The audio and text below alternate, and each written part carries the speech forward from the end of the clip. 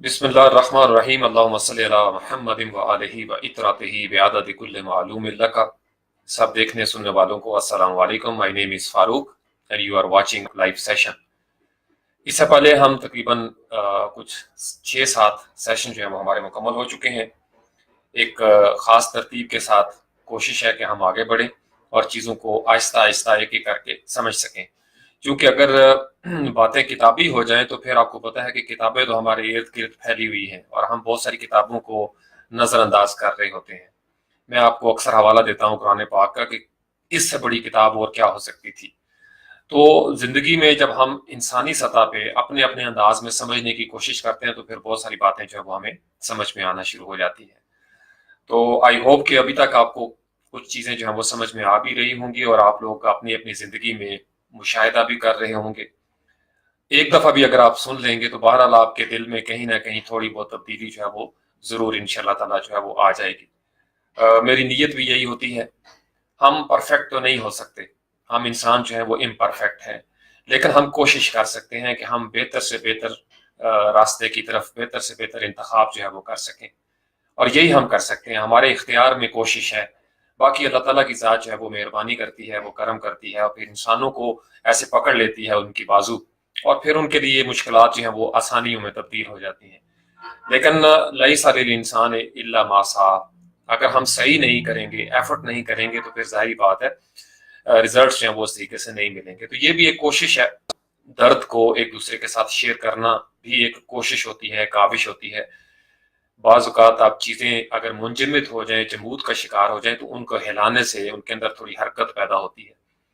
तो हमारे यहाँ चूंकि एक जमूद छाया हुआ है और इस वजह से ज़रूरत थी इस अमर की कि मैं अपने हल्का अहबाब में जो मेरा किरदार है, चूंकि कुल्लु मसूलुन अन रईयते ही, हर शख्स से पूछा जाएगा उसकी रईयत के बारे में। तो आप लोग जो मेरे साथ पे हैं या मेरे ख़ानदान में या मेरे दोस्त, मेरी फैमिली, वो मेरी रईयत है।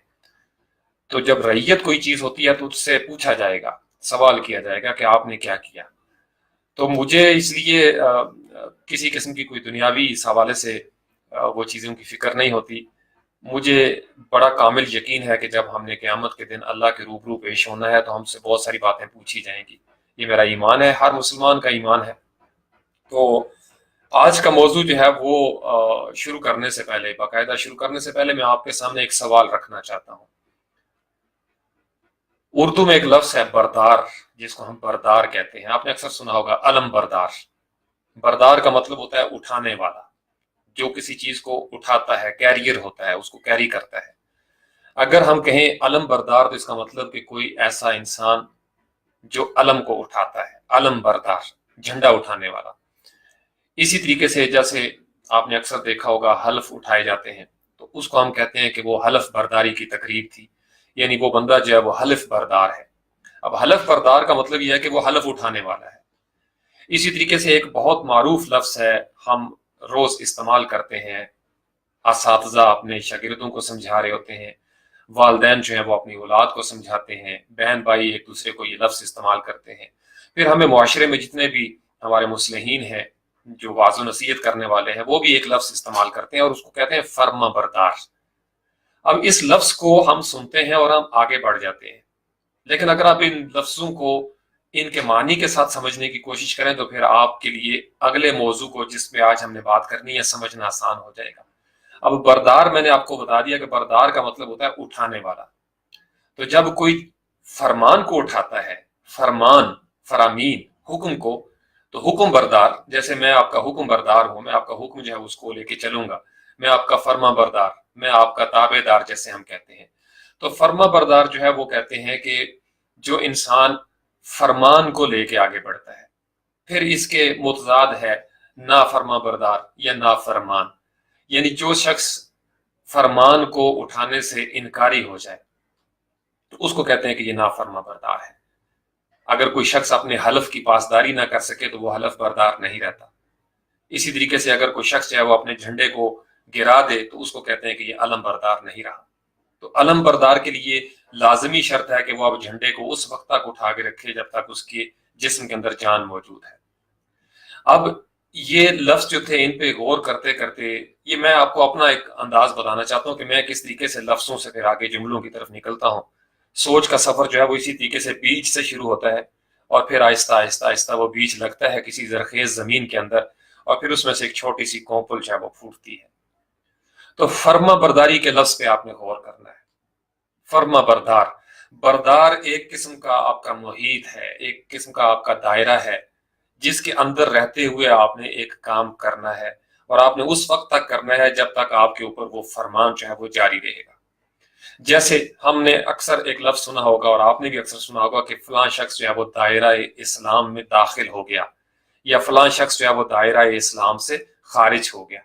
تو یہ جو دائرہ ہے، دائرہ محیط جو ہے، یہ بیسیکلی اس کے اندر جب ہم داخل ہو جاتے ہیں، ادخلوا فی السلم کافہ، یعنی اسلام میں پورے کے پورے داخل ہو جاؤ.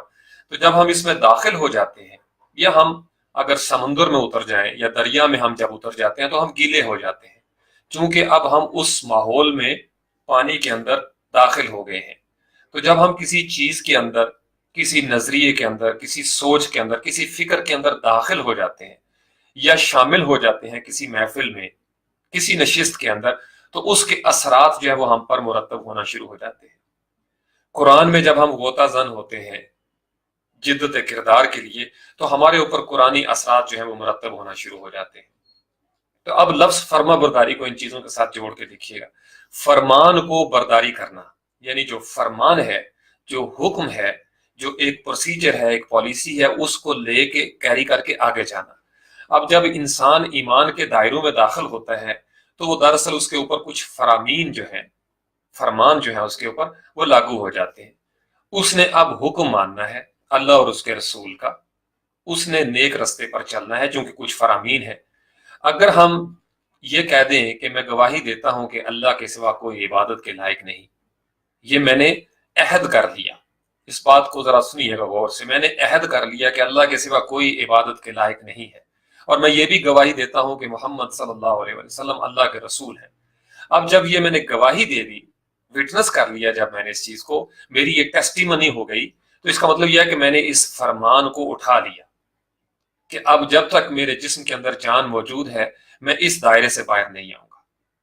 اگر میں اس دائرے سے باہر آؤں گا تو مجھے فوری طور پر کہا جاتا ہے کہ یہ کفر ہو گیا ہے. اسی لیے ہم اس کو کافر کہتے ہیں نا، کہ ہم ان کی نظروں میں کافر ہوتے ہیں، وہ ہماری نظروں میں کافر ہوتے ہیں. کافر کا مطلب ہوتا ہے جھٹلا دینے والا. جب انسان کسی چیز کو جھٹلا دیتا ہے تو وہ دراصل اس سے کفر کرتا ہے.